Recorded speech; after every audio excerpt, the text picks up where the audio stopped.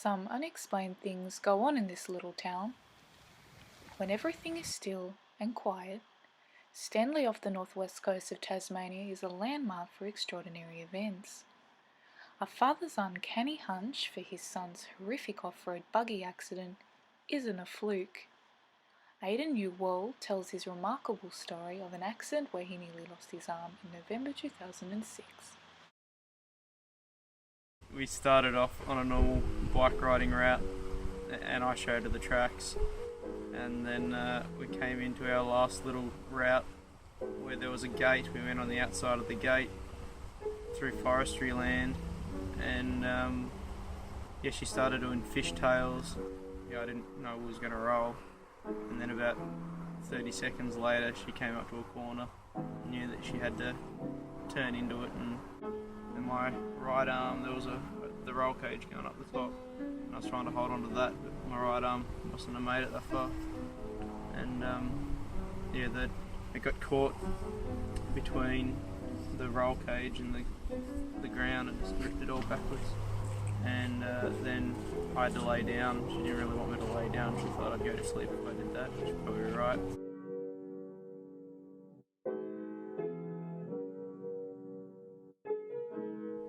I always sort of had premonitions that something was going to happen, and I have had other instances, especially with Aidan being born on April the 13th. My brother was born on the same day, and at the same age, same time, my brother had a similar accident.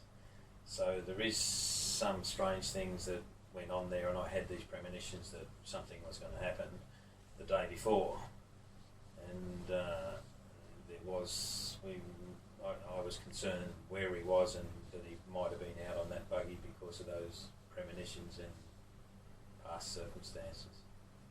Yeah, he got there pretty quick, and managed to get some colour back into my arm. It was blue because of the lack of blood flow, and Dad straightened it out. The girl that I was with, she was freaking out too much to be able to straighten it out. Like I say, being born on April the 13th, you wouldn't be over-blessed with luck. You don't wander around behind him in a thunderstorm. And we've got a few sayings that I won't tell you on record, but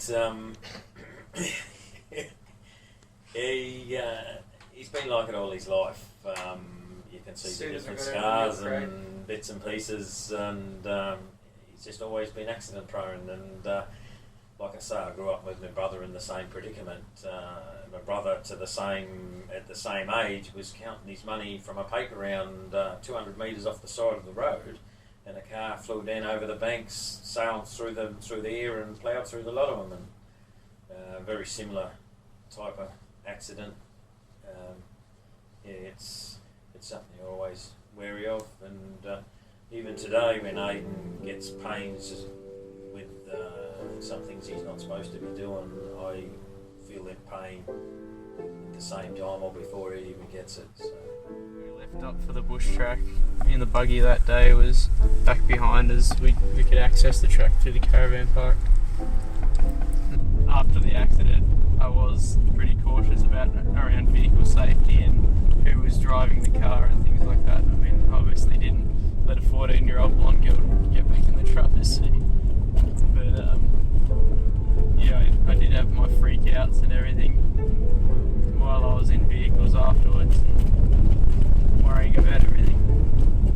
I wasn't really excited at all about getting into a car with someone else, especially going in a back seat or even passenger seat, and going on the buses to go to school. It was daunting, especially when the bus driver would go and slam on the brakes and just to scare the kids, and it made me freak out even more. But I just didn't tell anybody that, so they couldn't take advantage of it. Yeah. So it was about 1 o'clock in the afternoon, because I remember it was really sunny, driving down this road. And after the roll, the buggy came to rest, roughly right there where that little tussock is, and I walked about 5 metres or so, and I was laying roughly right there, but but it was like a wake-up call. I was doing stupid things at the time, like trying to jump and push bike and riding dirt bikes, and I mean, there was other things that I was doing that at the age of 14 that I could have got seriously hurt, but I did, and then it was a bit of a wake-up call, but it did slow me down, obviously. Yeah, I lost 2 inches of bone out of the radius, and the ulna was just snapped, and on the x-rays it shows that the ulna came across here and there was fragmentations of the radius just everywhere, so a Tassie Devil probably got the rest of that. It's something that you're always aware of, that you could be here today, gone tomorrow. You know, the slightest little thing, had it been different, you know, it might not have worked out the way it did.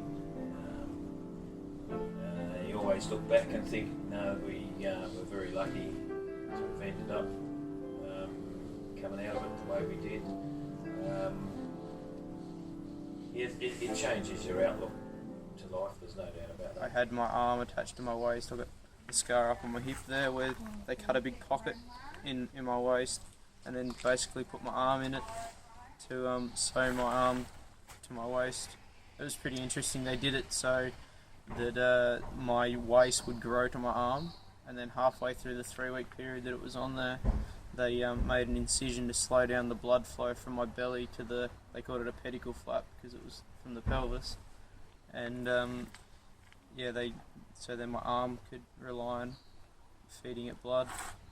They were taking bone out of my leg and nerve out of my leg to put in my arm. There was an orthopedic surgeon and a plastic surgeon working on the same time frame, so I was under for 6 hours. I think I was in hospital for around 6 weeks, and then for the next 2 years I was in and out of physio to stop the tendons from sticking to the scar tissue, and I did have a little mishap with the bone growth. It got an infection in the bone, so they had to take bone off my hip and mix it with apparently this liquid that encourages bone growth. It's worth $2,000 a drop, they said. Luckily I had cover. and it's hard for people to understand when you almost lose an arm. It's not like wiring up a set of trailer lights. You don't hook the brake light back to the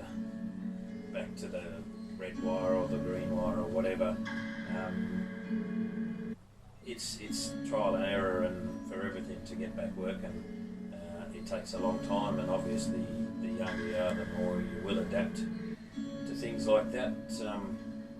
And that's where we had to sort of encourage him to get out and do things that where there was a hang a carrot, you know, some sort of reward with what he was doing, and he started doing a bit of timber work and selling the things that he was doing, and that sort of encouraged him. But you always had to watch him in the workshop because he had no feeling in his fingers, and especially if he was welding or whatever, he would know when he'd burned himself, chewed his fingernails until there was nothing left because there was no feeling there, and that was hard to deal with. Yeah, we worked on different projects, and he had his own little way of doing things, so we just let him go in the end, and done what he wanted to, but we was nearly always together. Look at the birthday cake and presents. It's true that a child can always count on a parent's wisdom, but can a father really foresee his son's future? Or is it when you're really close to someone, you can predict what the other person is going to do? Perhaps we will leave this question up to fate to decide, but one thing is for certain, some bonds just can't be broken.